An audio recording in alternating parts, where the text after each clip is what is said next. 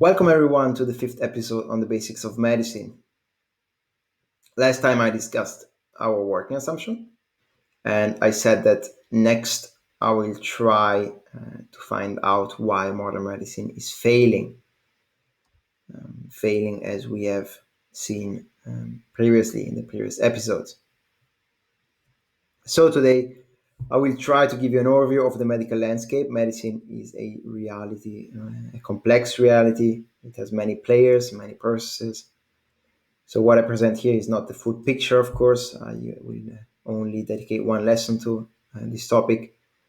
And so, I will present what I consider to be the most important points. This lesson will be a little bit longer than usual. So let's hope not too long. And again, my name is Davide Patti, and I am a scientist and I work as an independent researcher. On the left side, again, the medical landscape. We see the topics that will be covered today. And we start with the first slide, overview of the process. This is a simplistic illustration of the main process responsible for the evolution of medicine today. So we have funding, research, development, training, and practice. This is the main process that drives modern medicine. It starts with funding, so the gathering of capital to pay human resources and also equipment, mainly for research and development. Research is the second step. It produces results that can be published. So published means made available to the public. The next step is development, which is the step of developing something, mostly with the intention of patenting it and then selling it. Now there are two main products of development in medical context we see here in the round shape, so medical devices, drugs, but also procedures. Then practitioners are trained to use these medical devices and drugs, either during their initial education or while in practice. The practice is the last step of the process. It's where patients and practitioners come together in hospitals, clinics, or private practice. Now, overview the science. How does science tie in this main process I just told you about? So again, we see in this illustration the process and also a figure of a hardware disk, which is containing the scientific knowledge. It's a symbol for a repository of scientific knowledge. So where does our process produce or consume scientific knowledge? So obviously the research step consumes and also produces knowledge. The same happens in development, although more science is consumed than created in this one step compared to the research step. Then there's training, where knowledge is consumed in form of theoretical and also practical teaching and learning. And last, there is practice, where practitioners continue to learn from published science, but also create scientific knowledge from their experience and also, what they learned themselves and at the clinic. So the players, again, we have the main process in the middle, and this time I have added the players involved in the different steps of the process.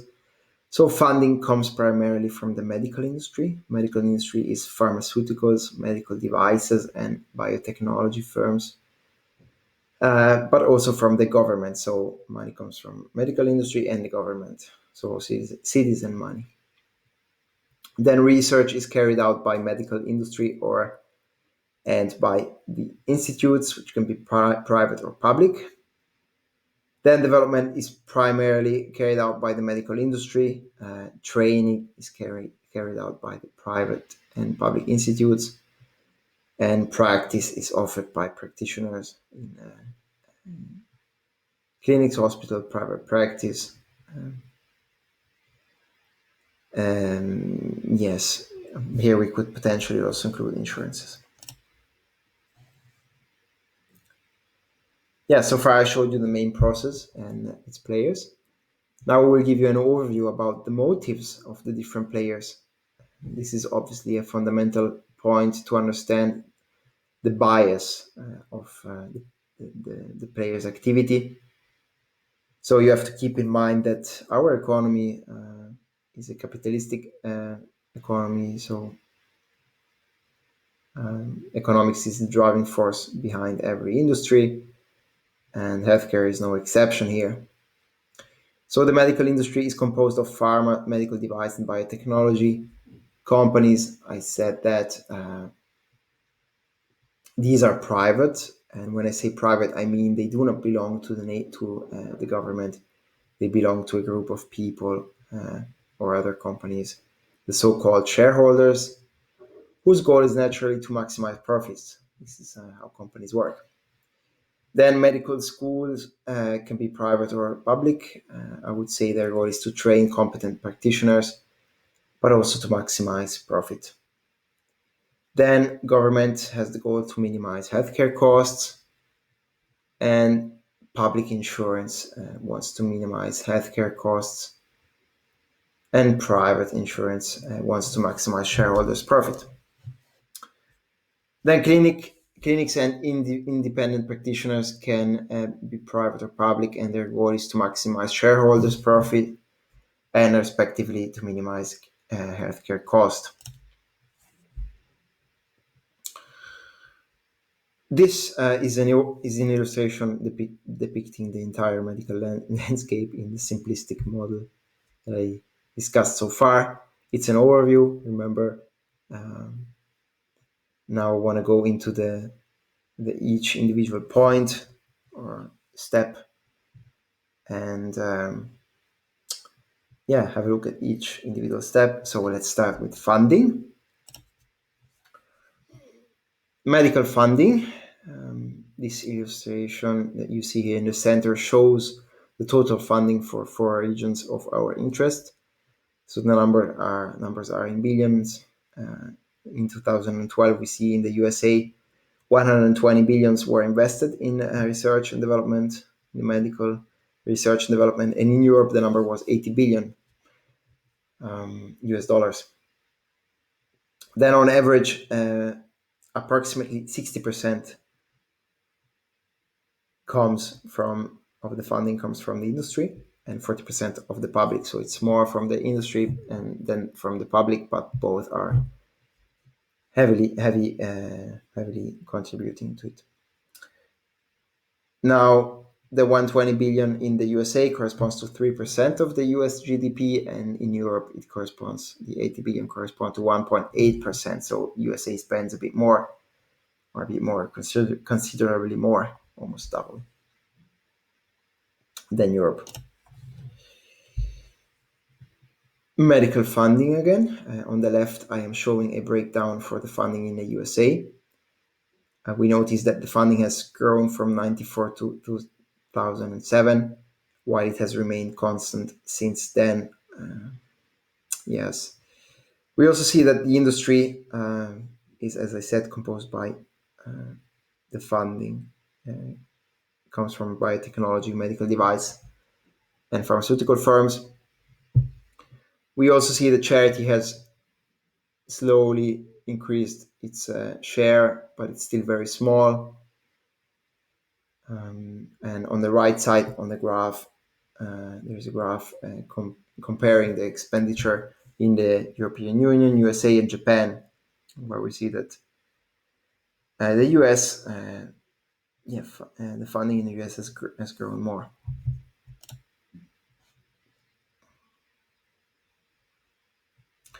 Now, medical research and development. These are the second and the third steps in our process. These are carried out by institutes, by the industry, and through a cooperation of the two, between the two. The goal of biomedical research and development depends on the motive, of course. It can be advancing science, if you're a scientist in a working independently in a lab or researching. It can be to generate profit, which is usually when industry is involved. Then development is almost always done by the industry. So the intention is to generate profits, as I mentioned previously. So in practice, this means that the product of research is knowledge, and the product of development is either a drug, a medical device, or a procedure that can be patented and sold. Then medical research can be roughly split into two steps. The first step is relatively inexpensive. It is performed by scientists in institutes or industry, or a cooperation between the two. This step is first the basic medical research and also the preclinical research. So I gather them together, I group them together in a step one. The basic research is usually within the domain of chemistry, or biology or biochemistry or physics, a more basic science than medical science. So it's a basic science usually. Then preclinical research comes after the basic research and usually involves experiments in animal models, so in vivo experiments. Then the second step is the clinical research. It's a costly business. It's performed by medical doctors, scientists, and is by large carried out by the medical industry.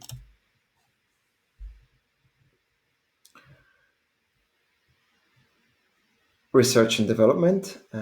This is to give you some perspective on the timeline. To bring a medical product to market requires an average of 12 to 15 years. It's data from the US, and can reach costs of up to 1.7 billion US dollars. Now we see the steps: discovery, preclinical testing, phase 1, phase 2, phase 3, trials, then FDA review and approval, and then additional testing. And makes up, 16, a total of 16 years in this illustration. On the right, you can see the compounded success rate by stage. So we see that out of 5 to 10,000 discoveries, only one will lead to a solution for the patient in a form of a patentable and marketable product.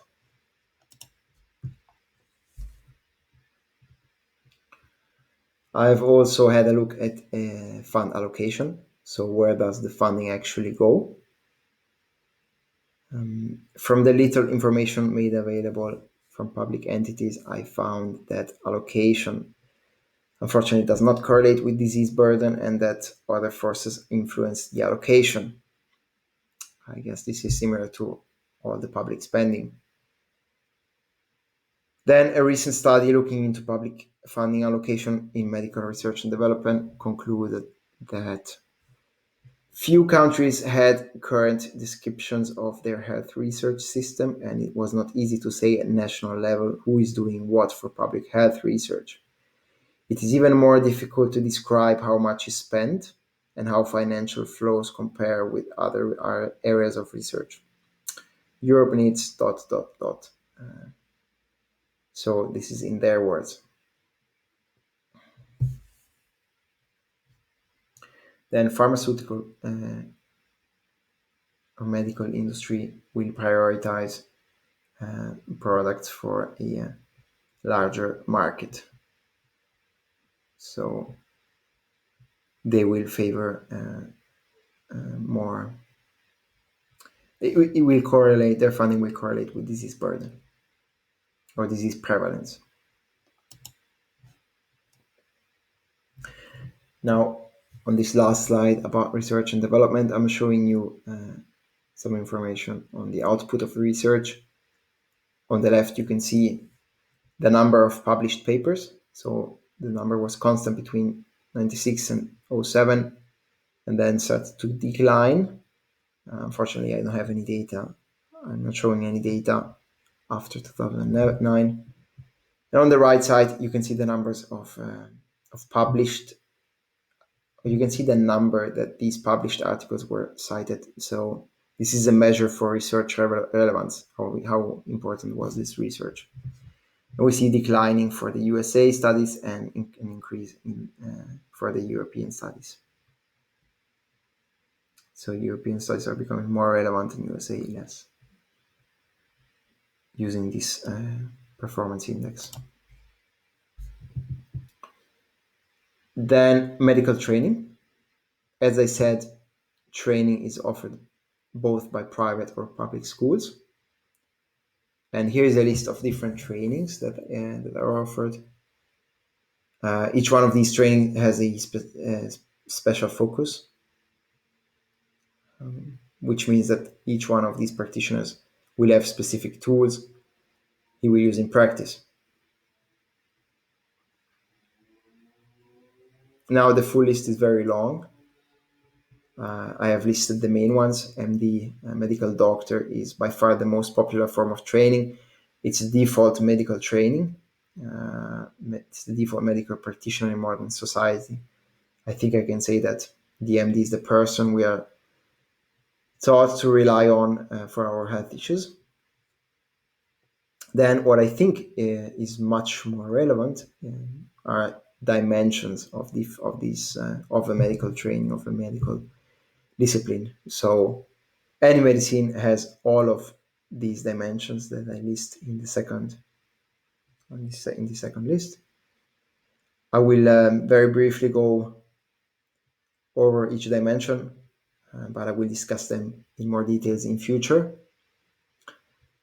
So we see dimensions are, for example, scientific versus non-scientific medicine.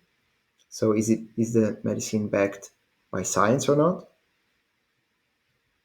Is it non-invasive, or is it invasive? So does it go through any membrane on our body? Does it go under skin usually? That is invasive. Otherwise, it would be non-invasive. Then, is it natural or extra natural medicine?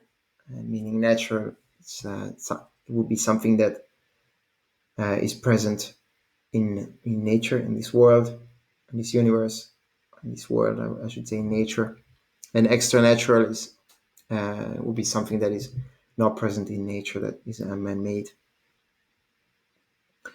Then cheap versus expensive medicine. I think this is self-explanatory.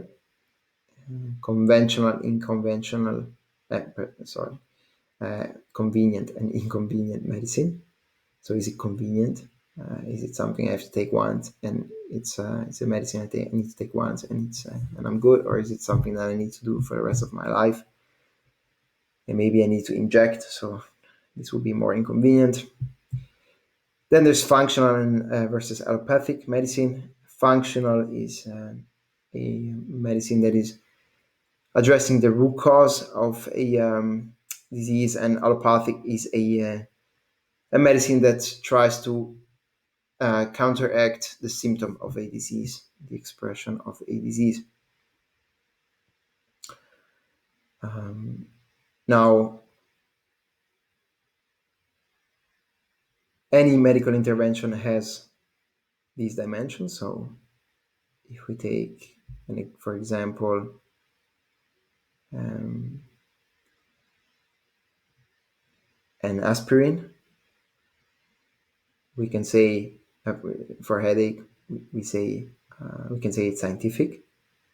We can say it's non-invasive. We can say it's natural because it's a natural compound. We can say it's cheap. We can say it's rather convenient. Depending on the use, we can say it's functional or allopathic. And all of these are dimensions. However, I think at the end of the day, what we really want is medicine that is effective. So it's also a dimension. Is it effective or ineffective medicine?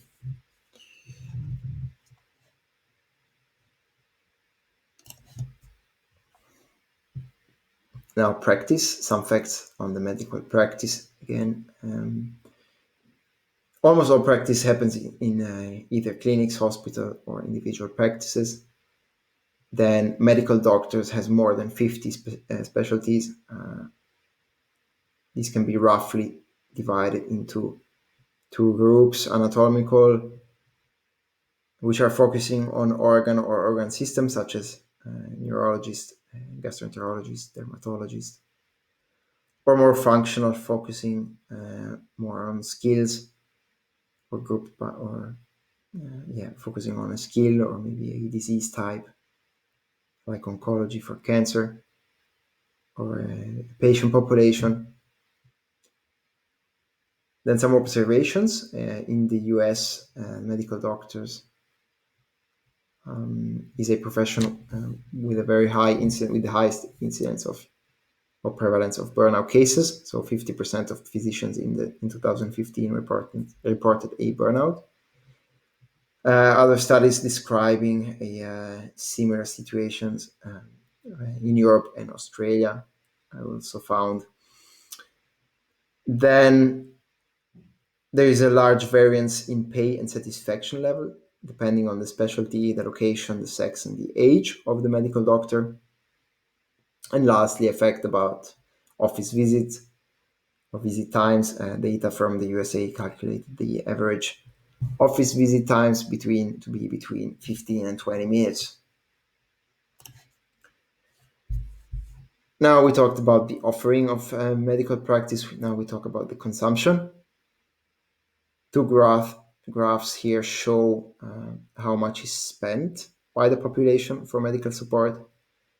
So on the left side, we see a graph showing the spending in the last 45 years, expressed in a percentage of gross domestic product, GDP, showing a steady increase for all the listed countries and a particularly steep increase for the USA. On the right side, we see a snapshot of the spending per capita in 2015 for different nations, also showing how much of the spending is covered privately and how much is covered by the government.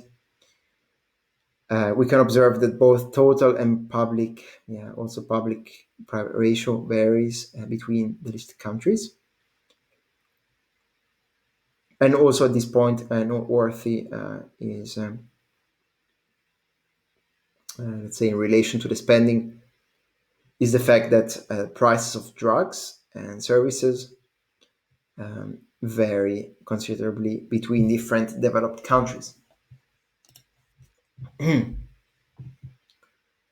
Now, lastly, about medical practice, we have additional players involved in the healthcare business industry, such as the insurance industry, testing, chemical, food and beverage, pharmacies, and so on.